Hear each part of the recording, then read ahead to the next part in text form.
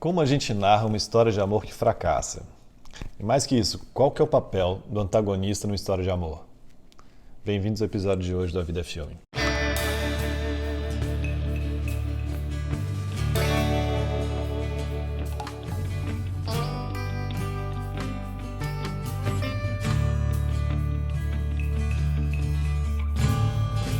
Hoje a gente tem um programa quente, porque finalmente a gente vai enveredar no terreno das histórias de amor. Só que não é o amor singelo ou o amor arrebatado daquelas histórias de apaixonamento, não é nem o amor confuso e divertido das comédias românticas. A gente vai entrar numa história de amor carregada de sofrimento, carregada de desencontro, sabe? Aquela história de amor difícil. Quem jogou a gente nesse abismo foi uma amiga querida que eu adoro, que é a Mariana Baltar, e que sugeriu pra gente o Happy Together, um filme do Von Kar-wai de 1997, que podia ter a seguinte sinopse, que já tá ali tipo na terceira frase do protagonista narrador, que é assim, dois homens, um casal, deixa Hong Kong para ir para a Argentina para tentar recomeçar a relação. E o filme é essencialmente isso, são esses dois personagens ali à deriva, meio num alto exílio em Buenos Aires. Vamos assistir a cena e ver com bastante atenção como a Mariana lembrou da cena, porque eu acho que isso vai ser importante para a gente, é uma cena particularmente singela, e ouvir a memória da Mariana vai ajudar a gente a revelar grandes coisas para o nosso episódio. A lembrança que eu tenho dela, né, é um casal gay, é um casal que está, enfim, apaixonado, e a gente está vendo eles dançando, acho que é num banheiro, e ele está dançando. A cena vai alternando entre esse passado, porque na verdade a gente vê que é uma lembrança. Ele já não está mais lá, esse casal se separou e na verdade ele está dançando sozinho. Então o que eu acho é que a gente fica alternando entre a lembrança dele dançando junto com o cara e ele dançando sozinho. E ao mesmo tempo a cena vai repetindo, repete o quadro, repete o cenário, repete o mesmo tipo de movimentação de câmera e a gente está junto. E é lindo, porque na verdade é essa ideia de que é uma lembrança. É linda porque a gente está dançando junto com eles, mas a gente também está sofrendo porque acabou, né? É uma lembrança de uma coisa que não existe mais, é uma lembrança que está no corpo, é uma lembrança que está com a gente está vivenciando aquilo também, espectador, sabe? Está vivenciando aquela lembrança no corpo também, a gente está dançando junto, a gente está próximo tanto desse casal que já não existe mais, quanto a gente está próximo dessa pessoa sozinha, sofrendo por essa lembrança de um amor que já não existe mais.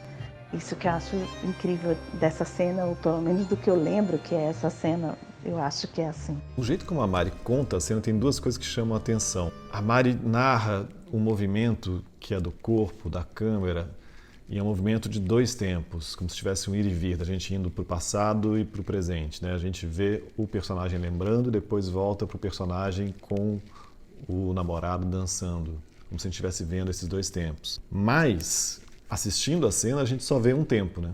Então fica aqui essa pergunta, por que a memória da Mari organizou desse jeito a cena, em que a gente tem uma passagem de um tempo para o outro? Por que ela lembra da cena assim?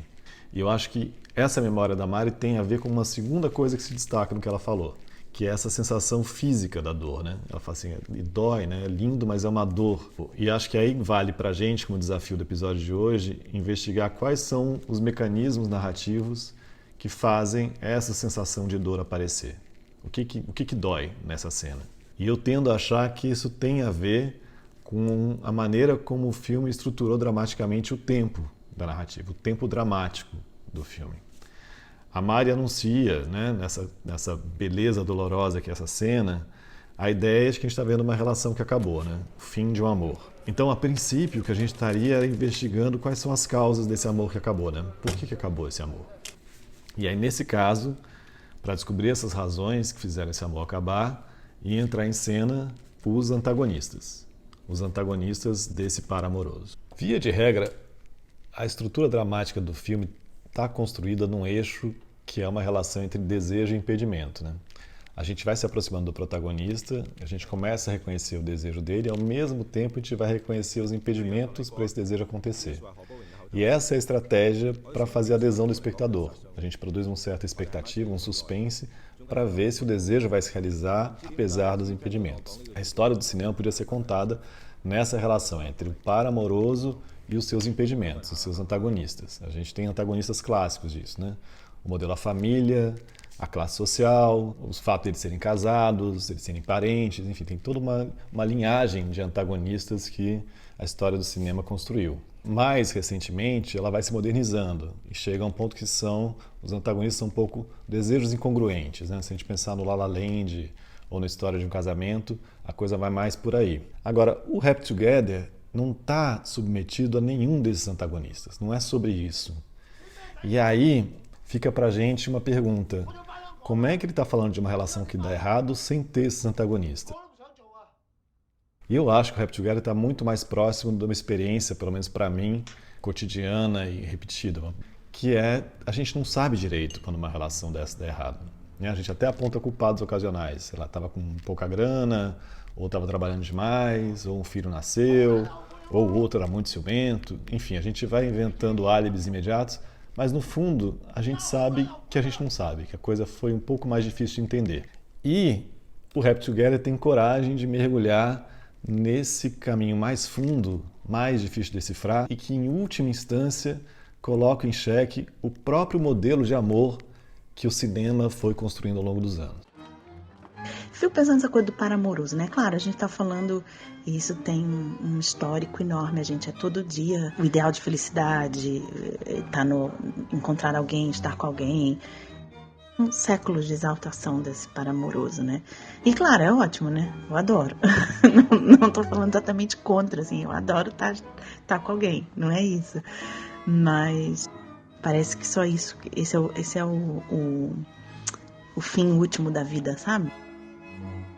Como a Mari deixou claro, o cinema não está sozinho nessa constituição do modelo do par amoroso. Então, vamos ver agora como é que o Happy Together respondeu a esse modelo. Mergulhou nesse modelo, brincou com isso e ultrapassou, né? Pra gente ficar nas palavras da Mari, como é que ele ultrapassou esse modelo. Curiosamente, o filme começa ainda dentro do registro de uma love story, né? Esse casal está chegando em Buenos Aires para tentar recompor a relação deles, né? Ou, na palavra dos protagonistas, recomeçar. E aí, se a gente está lá seguindo uma história no modelo dramático usual, a gente precisa de um objetivo, ou pelo menos de uma imagem clara desse recomeço. A gente tem isso, né? Eles vão sair atrás das cataratas de Iguaçu, né? Esse lugar romântico. Mas isso já aparece no filme carregado de ironia, porque a imagem das cataratas de Iguaçu está, na verdade, num abajur vagabundo, kit, em que eles veem lá uma gravurinha dourada de uma cachoeira caindo e dois homens na beira da cachoeira. E aí eles partem nessa missão de encontrar a cachoeira, só que eles são incapazes de chegar lá. Eles se perdem no caminho, eles não conseguem ler o mapa, eles perdem as indicações, não conseguem entender. O carro que eles estão pifa. E é o que acontece com 5 minutos de filme, é que eles terminam. O que era a promessa de uma relação recomeçando termina com um pé na bunda a 5 minutos de filme. O combinado de road movie com love story se dissolve. E a gente passa a ter um protagonista completamente desorientado, vagando por Buenos Aires. Então, nessa hora que o filme perde as duas matrizes narrativas que ele tinha, apresentado a princípio, o road movie e o love story, ele também abandona o que seria a pergunta essencial de um filme dramático, né? Que é aquela, e agora? O que vai acontecer? No lugar disso, entra uma pergunta que é bem mais típica de narrativas modernas, que é, o que está acontecendo? E aí, quando a gente entra no campo do gerúndio, do acontecendo, é muito mais difícil a gente se localizar. E é curioso, se a gente fosse desmontar o filme em termos de linha cronológica, o filme é bastante linear. A gente tem datas, tem estações do ano, tem dias do ano, dá para contar o filme dentro de uma linha do tempo. Então por que a gente se perde dentro dele, assim, enquanto espectador? Porque o Happy Together tem uma linha temporal, mas ele não tem curva dramática. Ele tem linha, mas não tem curva. Então é muito mais difícil a gente se localizar em relação ao conflito, ao drama, à presença dos antagonistas. A falta disso tudo deixa a gente muito mais vagando e desorientado, assim como o protagonista. A gente fica à deriva nesse lugar fragmentado dessa história. E aqui a gente volta, então, àquela questão primordial que a gente tinha anunciado antes, é como é que está estruturado o tempo dramático dessa história. Porque se a gente não tem conflito claro, não tem antagonista claro, então a gente não tem drama. Mas, vamos lá, a Mariana disse que ela sentiu a cena com uma dor profunda. Se a gente tem dor, a gente tem ruptura, a gente tem rasgo, a gente tem perda.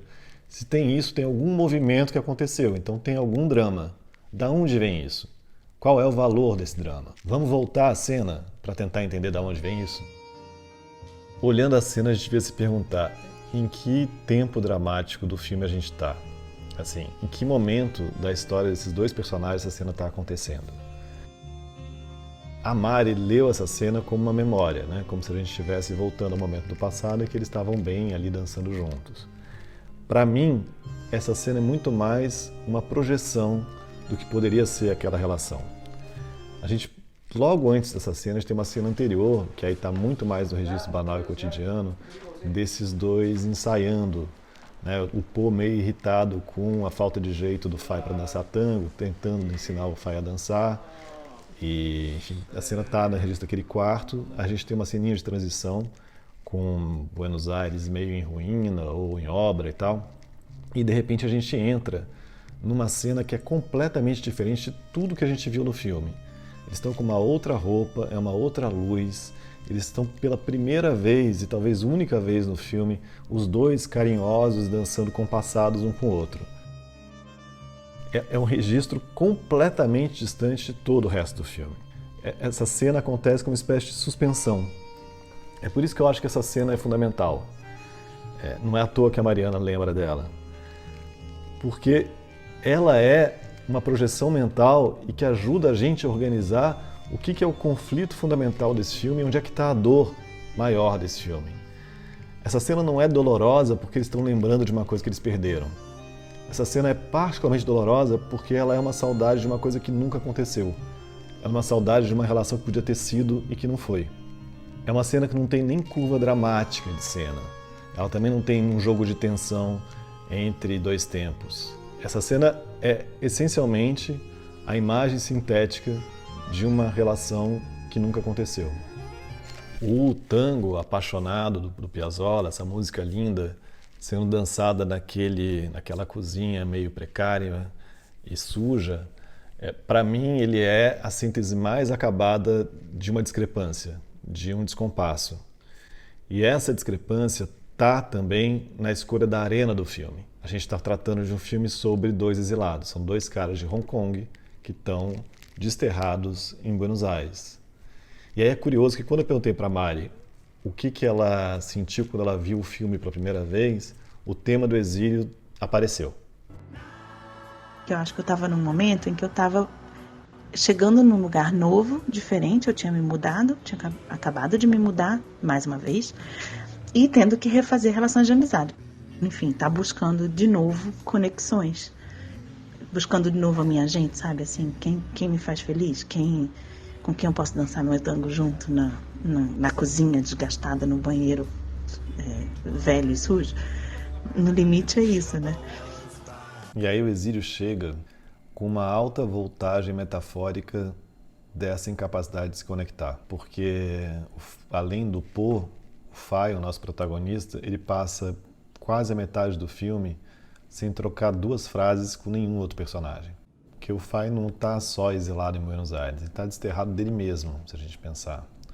É muito comum nas histórias de amor a gente ter expectativa do momento declaratório, né? Elas são um pouco construídas para a hora em que os personagens vão conseguir finalmente falar "eu te amo".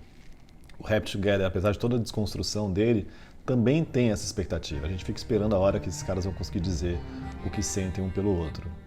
E ela nunca chega. Esse tema da incapacidade de declarar já estava em outros filmes do Wong Kar-wai, né? Se a gente pensar no Amor à Flor da Pele, isso já está lá. Mas no Happy Together, isso é mais profundo. Porque o Fai não só é incapaz de falar o que ele sente, ou de tentar falar da dor que ele está sentindo naquela relação difícil, o Fai parece incapaz de entender o que ele quer.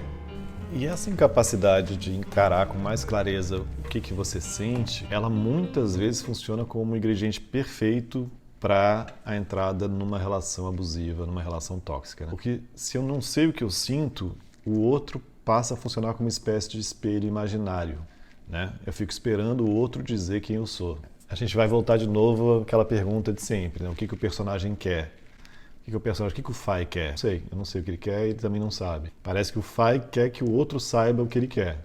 O que ele quer, ele também não sabe. E aí nessa hora ele fica completamente na mão do outro, né? Ele pode ser completamente manipulado. Porque se é um jogo de espelho, se o outro está sendo violento comigo, eu mereci, né? Se o outro me maltrata é porque eu sou maltratável. Ele vai começando a dizer quem eu sou ou o que eu quero a partir do que ele faz. E aí a hora que você está completamente na mão do outro, a relação chega no impasse, né? Ela é particularmente terrível, não só porque ela é violenta ou abusiva. Ela é uma relação doente, tóxica e terrível porque ela não anda, porque ela não se movimenta. Ela vira uma espécie de imenso baile de repetição. Se a gente fosse manter a imagem do tango, ele é um tango desencontrado, né? Que um dá um passo no outro sentido, o outro está dando um passo no outro sentido. Essa dança não sai do lugar. Não é à toa que, isso é uma confissão do próprio narrador, que o momento de maior felicidade para ele é quando o outro fica doente. Porque quando você tem o outro completamente fragilizado, dependente na sua mão, você pode ter a ilusão de absoluto controle, de estagnação, de que aquilo não vai mudar, que aquilo vai ficar assim para sempre, com aquela pessoa fragilizada à sua mercê. Mas enfim, como a gente sabe, as coisas mudam. E aí, o filme oferece para o Fai generosamente uma chance de mudança. Lá pelo terceiro quarto do filme aparece um personagem novo. Entra mais um exilado na história, que é o Shang. Só que ele é um sujeito que tem um ponto de diferença muito importante em relação aos outros personagens. Ele é um personagem que escuta, um personagem que ouve. A relação dele com o mundo é toda baseada na escuta. E aí o filme podia cair na esparrela do triângulo amoroso, né? Uma espécie de Fai entre dois amores, né? O amor doentio e o amor promissor do Shang, né? Doentio com Po, promissor com Shang. Mas o filme comprova que a questão é mais profunda. O Fai não era capaz de se comunicar na relação adoecida e difícil com o Po, mas ele também não é capaz de dizer nada, de falar o que sente na relação com Shang. Então ele se despede desse interregno, dessa relação promissora com Shang, sem conseguir falar o que sente. Para o Fai, dizer o que sente dói muito. E aí a gente fica com a clareza de que o grande antagonista do Fai é ele mesmo. É essa dificuldade. E aí o que o filme faz? O filme deixa pela primeira vez o Fai absolutamente sozinho. O Fai obrigado a lidar com ele mesmo. E para provar que o filme não está submetido às regras do drama clássico, ortodoxo, o Fai, enquanto está lá lidando com ele mesmo, de repente, sem nenhuma explicação, a coisa vira de ponta cabeça. O Fai consegue adotar uma outra perspectiva. E aí ele entende que ele está muito longe de casa, que o lugar dele é outro. Ele consegue fazer pelo menos uma mudança de ponto de vista sobre a própria vida. E aí é nessa hora que o Fai começa a anunciar uma mudança. E aí é só quando ele consegue fazer uma mudança de perspectiva, ou nas palavras dele, acordar desse grande sono, que o Fai vai empreender o que era o objetivo inicial lá do começo do filme. Ele vai fazer a viagem até as Cataratas de Iguaçu, né? Ele vai finalmente se movimentar. E para sublinhar esse contraste, o filme faz um pequeno deslocamento de ponto de vista e a gente vai ver o Po, o antigo parceiro do Fai, que ficou, está lá em Buenos Aires, naquele mesmo quartinho sujo, etc., sofrendo, chorando pela ausência do Fai, pelo fim daquela relação. O Fai que seguiu chega na cachoeira, né, toma um banho de água e fala assim, cheguei aqui e me sinto um pouco triste, como se devessem ser duas pessoas aqui. E aí a gente tem o entendimento de que a cachoeira não tem nada a ver com aquela imagem idealizada, idílica do comecinho, né? Aquela cachoeira dourada da gravura do abajur. A cachoeira que a gente vê é uma cachoeira absolutamente vertiginosa, é um abismo, é algo muito assustador e que dessa vez de novo a gente escuta com o som do tango apaixonado do Piazzolla. Depois de encarar o abismo, depois de ter passado por um processo de alguma transformação, pelo menos de perspectiva, o Fai consegue fazer o caminho de volta para casa. A Mari falou um pouco desse caminho de volta e dessa transformação. E que é ele, enfim, reencontrando felicidade consigo mesmo, né? No final das contas. Voltando para sua terra natal e reencontrando felicidade consigo mesmo, mas ao mesmo tempo totalmente diferente, modificado por essa trajetória do mundo, né? Ter ido para o mundo, vivenciado outras coisas, visto outras coisas, sentido outras coisas, se apaixonado, sofrido, se separado e se reencontrado. É isso, né? O reencontro é mais que com a terra natal. né? É o reencontro com ele mesmo. Pela primeira vez, esse cara, o Fai, está confortável dentro do próprio corpo. Pela primeira vez, ele está assumindo, começando a vislumbrar o controle da própria narrativa. E aí, nesse momento, que chega a música final do filme. E a outra canção, que é a canção final, que é uma cena também muito legal, que é quando o cara volta, na verdade, né, para a cidade dele e aí canta essa canção pop americana, assim, que dá nome ao filme, né, que é o Happy Together, assim, que é Imagine You and Me, enfim, que é uma música que é você... Tá, imagina eu e você, e na verdade sou eu e eu, né? Porque é essa possibilidade de você se encontrar consigo mesmo, assim, estar feliz consigo mesmo, assim, ultrapassar você. Eu acho que isso é um movimento lindo do filme. Agora, a gente sabe que esse movimento de ultrapassar você mesmo, de estar feliz consigo mesmo, não é fácil. Ele é um esforço que é muitas vezes embaraçoso, doloroso, frustrante. E aí eu queria aqui cometer uma indiscrição. Ao longo do processo desse episódio, eu conversei com a Mari várias vezes, ela foi me mandando áudios, e à medida que ela foi mandando os áudios ótimos das memórias dela do filme, impressões do filme, logo em seguida ela mandava uns áudios bem-humorados, meio autodepreciativos, fazendo uma revisão do que ela tinha dito. Coisas desse tipo. Tenho até medo de ouvir de novo o que eu falei e tenho até medo, mais medo ainda de ver de novo a cena, né? Porque de repente não é nada disso. Ou assim... Ficou muito grande, Lolo. Eu não sei, eu vou me empolgando. Aí eu começo a falar muito. Não gostei, não. Ou outras assim... Não usa esse último áudio, não, que eu acho que eu cantei no meio dele e ninguém merece. Deixa eu gravar outro, vai. Ninguém merece me ouvir cantar, não. Ou enfim... Mas fui super brega agora nesse áudio. Meu Deus, que cafona. Esses áudios de ressalva da Mari são, para mim, a melhor expressão da capacidade de revisão e do esforço de comunicar, né? A Mari tem medo de errar e erra, reclama que está cantando e canta, reclama mais uma vez, vai lá e canta de novo, fala que é brega, falar o que ela está sentindo, mas ela vai lá e fala o que sente. E aí, escutando os áudios da Mari, vou eu aqui fazer uma confissão. Eu tinha feito uma primeira versão desse episódio, ele estava gravado, montado, editado, e eu fui feliz da vida, pimpão, mostrar essa versão para minha mulher, para Valentina. A gente sentou, a Tina assistiu, e ela odiou. Ela odiou o que tinha visto, e odiou com razão. Tava um episódio pedante, muito pouco sincero. E aí eu tive que fazer essa coisa difícil, né? Que é tentar mudar a sua perspectiva sobre o que você está pensando, o que você está dizendo. E o que vocês estão vendo agora é um esforço dessa tentativa de mudança, né? Um outro episódio. Seguindo os áudios da Mari, seguindo o entendimento do Happy Together, fiquei um pouco com essa descoberta. Tem algo muito bonito nesse movimento de tomar consciência do que você está dizendo, do que você está sentindo, mas ao mesmo tempo deixar acontecer, deixar isso vir à tona. Deixar isso, que às vezes é muito embaraçoso e que provoca muita vergonha, fazer parte do jogo.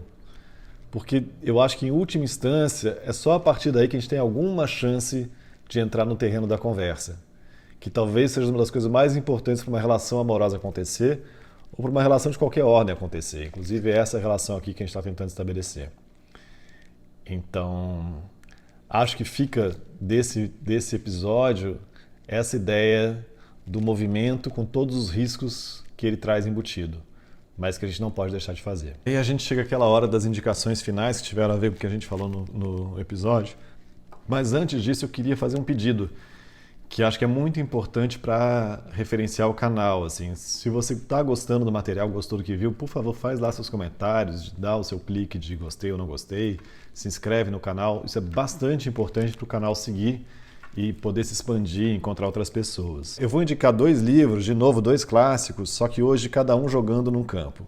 O primeiro é um livro do Martin Esslin, que é um austríaco, especialista em teatro e drama, que chama Uma Anatomia do Drama, em que a gente tem um pouco coisa que a gente falou aqui sobre a essência do drama, a estruturação do drama, a ideia da expectativa, as perguntas fundamentais, a caracterização, enfim. para uma conversa básica sobre estrutura dramática, esse é um livro ótimo. E o segundo é um clássico afetivo, que é o Fragmentos de um Discurso Amoroso, do Barthes, e que é aí uma experiência fragmentada da história de amor, né? A gente pode nem falar de história de amor, porque é um relato amoroso construído quase como um léxico de fragmentos da experiência amorosa, que talvez seja o jeito mais possível de falar de amor. Enfim, é isso, por hoje é só, espero que vocês tenham gostado e a gente agora segue preparando os nossos próximos episódios. Até já!